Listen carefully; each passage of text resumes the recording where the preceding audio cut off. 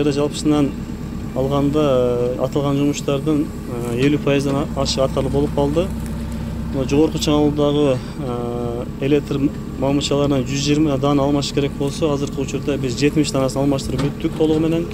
Ал эми 0,4 киловатт аба чубалгысындагы 290 даана мамыч алмаш керек болсо, 145 даанасын толугу менен алмаштырып, реконструкциядан кайра келбеттөө жумуштарын аягына чыгып калдык.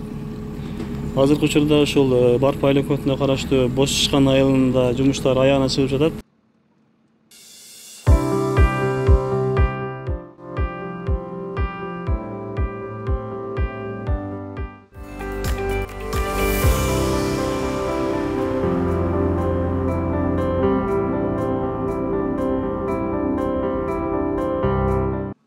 Бул эски мамычлар кулланган бир канча жылдар болгон, кооптулугу жетип калган болчу. Бул бир жагынан ушул коопсуздук маселесин да чечип атат. Экинчи элге электр энергиясын жеткизүүдө бул сапатын да жакшыртат. Сымдардын тартылса, шылтоо менен жаңыланып, мына тартылып илеттенип калат да, айылдын көркүндө көрккө чыгарып илеттенип калат да. Кышайган эски мамычлар алынып, жаңылар түзөлүп коюлат. Бул жакшы нерсе да.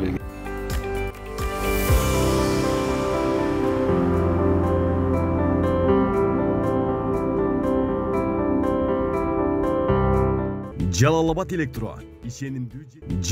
Электро ишенимдүү жеткирүүчү, түбөлүктүү өнөктөш.